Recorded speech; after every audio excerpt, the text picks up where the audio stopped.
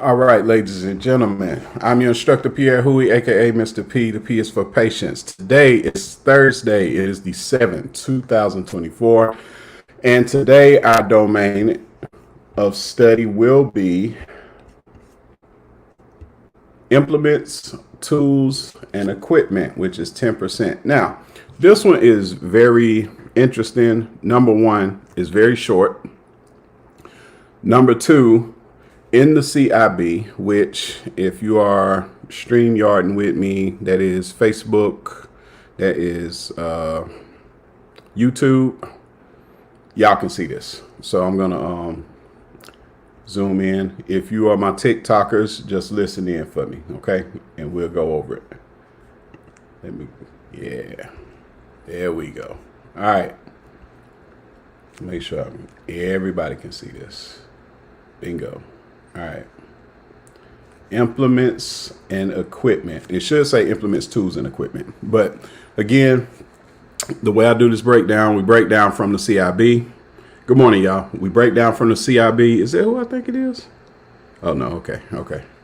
But CIB stands for the Candidate Information Bulletin. Each state has one. The importance of the CIB is they break down what they are looking for when it comes to the content of your test. All right. They break it down for my state of South Carolina, they break it down for 4 domains and they have the percentages. My state is South Carolina. I will be looking into other states and other CIBs that'll be coming very soon. But yeah, so for mine, we have 4. We break down the 4 corresponding to the days of the week. So like I said, Monday, Tuesday, Wednesday, Thursday, we have the different domains. Monday, scientific concepts. Tuesday is haircare services. Wednesday is facial hair and skincare services. And Thursday is implements, tools, and equipment. Now, like we talked about, the percentages, as you can see on the video, 10% is not a big percentage. But here's the thing. The implements, tools, and equipment section should be full of what we call gimme questions, meaning you shouldn't miss these questions, y'all. Some of them are as simple as how big are the combs? What comb would you use for a taper? What comb would you use for an afro? Things like that, right? You shouldn't miss these. And as a matter of fact, if you look at it, you have 2 points of contact. It is the shortest chapter in the whole book of implements, tools, and equipment. They go into a little bit of detail per tool, per equipment, things like that, but it's not a lot. It may be 25, 26 pages. Okay.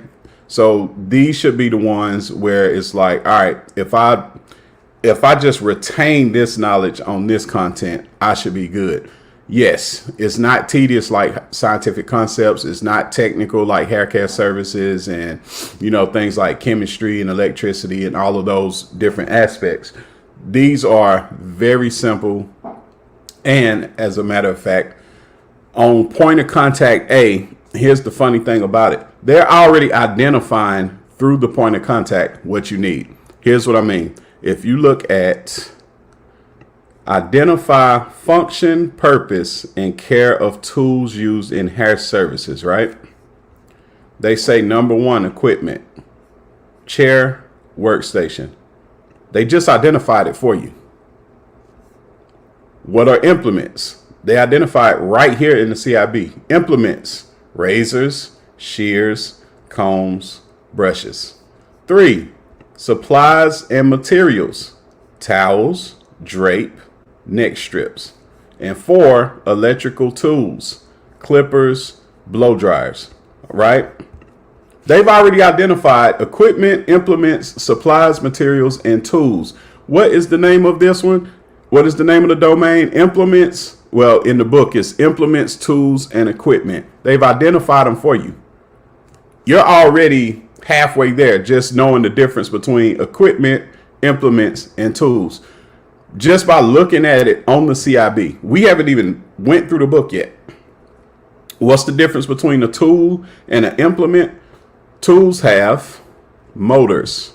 Tools have they're electrical. You can plug them into the wall.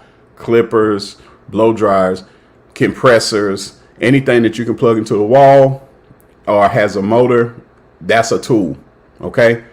Implements, razors, shears, combs, brushes, clips, perm rods, anything like that. Those are implements. Those are things that you're using in the function of the hairstyling, right?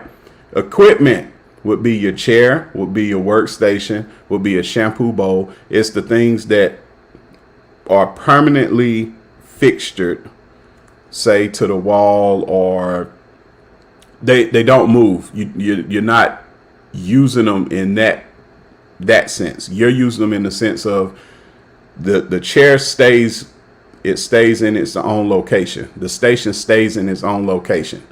The mirror stays in its own location. That would be equipment, right? And then supplies and materials. Again, they don't really go that far. They really just stick with implements, tools, and equipment. But if you needed to know the supplies, materials, towels, drape, neck strips, things that you would clean with, disinfectants, things like that, right? But again, it's only 2 points of contact. What's the other point of contact? Part B, understand and apply safety and sanitation practices for use of implements and equipment. All right. Those concepts, both of them, are very easy to learn, to understand, and to retain. Now, with that being said, now we'll jump into it. Studying from Milady Standard 6th edition. They are coming with, I guess, the 7th edition in January. I'm very excited about seeing that. We will do a lot of comparisons between the different books. I want to get back into that because some of the old books got some of the answers to questions that this book don't have for some reason. Good morning. Good morning. All right.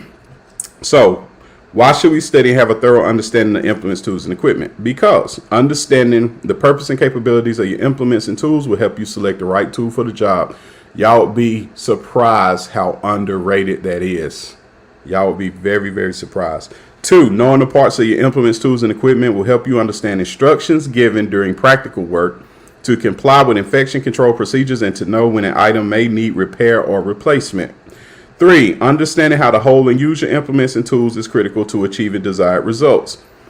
And 4, using barbering equipment correctly and safely is important to your safety and the comfort and safety of your clients. 100%. All right. Principal tools of the trade: combs, brushes, shears, clippers, outliners, and razors. In addition, you will use appliances such as blow dryers and thermal styling tools to perform finishing and styling work on your clients. Choosing the right implement or tool for the job will depend on your understanding of the item's functions and characteristics and how to use it in an effective and safe manner. 100%. All right. We're going to talk about combs for today, and that'll probably be our time because, like I said, this is a very short chapter, very much to the point. Combs made from various materials in different shapes and sizes. A good quality comb is just slightly flexible, So if you go to the store and you get one of them little cheap dollar combs, they are very flexible. It ain't going to help you nowhere. Don't ever buy those. All right. Slightly flexible with smooth, rounded teeth that will comb through the hair without snagging individual strands. Most of the combs used in hair cutting measure between 7 and 8 inches with a shape that may be straight, tapered, or handled. The materials used in the construction of the comb determine its characteristics or qualities. What are those? Hard rubber combs, slightly flexible. They're durable, but they can deteriorate if left in a disinfectant over extended time, like Barbicide. Next, combs made from carbon materials are anti-static. They're very stiff and heat and chemical resistance. Those are probably my favorite ones that I like using. Graphite combs, less rigid than carbon material combs and are heat and chemical resistant. And a lot of times it's hard to tell the difference between graphite and carbon. It just says it's on the packaging maybe, but they're very, very similar. Metal combs can retain heat to help set in a hairstyle. Made from tempered aluminum or other metals, metal combs may corrode in reaction to chemicals such as hydrogen peroxide. Yeah, they're not my favorite. I'll use them if I have to, but it just depends on the service that I'm providing. But yeah, I generally prefer carbon or graphite. Hard rubber is cool as long as the less rigid that it is, the better for me. Okay.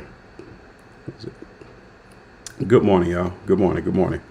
All right. Comb teeth. The spacing between the teeth of a comb varies with the style of comb, and many combs are designed with fine or narrow teeth at one end and coarse or wide teeth at the other end. That's my go-to comb that I use, by the way. Other comb styles have uniformly spaced teeth for the entire length of the comb. The spacing of the teeth is important because the thickness and distribution of the hair strands that flow through the comb can affect your cutting or styling outcomes. For example, combing through a section of hair with the narrow end of the comb, it merges the hair strands closer together than the wide end of the comb does. Thus, the narrow end allows for better control of the hair and more precise hair cutting. Generally speaking, combination combs give you the ability to adapt to different densities within the hair without switching combs. Narrow tooth combs can be useful for combing and cutting fine hair textures or when performing detail work. Wide tooth combs are preferable for detangling, creating styling effects, or for distributing product through the hair. And again, you would be surprised how many people don't even think about using different combs for different things. They'll use the same comb for the same thing. And I just look at it like this. I'll make it very simple. If the comb I'm using doesn't lay the hair down to my needs, then I just try a different comb. And that way, any of my clients, like I give example. Let's say you have a client that comes in and they have very dense, very resistant hair. You're going to need something more suited towards that. So something that's less rubbery, something that's very rigid, something that's very stiff. That's what I'm going to use for that particular client. Now, if somebody comes in and say they have curly hair and they need what we call a softer touch, so to speak. Okay, then I'm going to bring out a different comb. Somebody comes in and they have like, a small afro. All right, there's a different comb for that. Okay, so the comb, the client and their hair type, their hair texture, whatever I use that gives me the most desired effect that I need, that's going to be the comb that I use. But I will test different ones just to see until I have a good understanding. Okay. All right. Yeah, we can stop there. That'll be our time for today. But again, for all my students that's studying, that's getting prepared for this test, implements, tools, and equipment. Again, it doesn't take a lot to really gain and retain this information. Like I said, it's one of the simplest chapters in the book. It is probably the shortest chapter in the book. It's full of gimme questions. These are the questions. If you're taking a master hair care, you're doing 110 questions. It's 10% of those questions. So that may be 10 questions, anywhere from 8 to 10 questions that are gimmies come from this chapter. So, just be prepared. Just go over again. Just take a look at it, man. It ain't too much. It's pretty self-explanatory. It's not like these other chapters. And again, they pretty much give you a lot of the content within the CIB itself. All right. That being said, if you or anybody can use my services, somebody that's having a bunch of trouble taking their test, or they've tried to take their test, they've been failing, and say they've been missing it by just a few questions, I am your guy. Okay, I can help you with that. And what I do with my paid class is we go through the more high percentage stuff, meaning things that are 75% or higher likely. Who is that? No. Anything that is 75% or more likely to be on your test, we have whittled all of that down into pertinent information. Okay, and the name of that class is none other than Past Barber Theory. All right. You can find me anywhere at Pierre Huey, Pierrehouey, all social media platforms, etc., etc. Send me a message. My direct links on there. Also join my email list. All right, because I am going to have classes on more stuff than just the exam. We're going to talk business. We're going to talk investing. We're going to talk taxes. We're going to talk all of that good stuff. Things I'm interested in, things to get you out of the chair. But first, let's get you in the chair so you can make your money. That being said, I'm your instructor, Pierre Huey, aka Mr. P. The P is for patience. You guys have a wonderful Thursday. See you soon. Peace.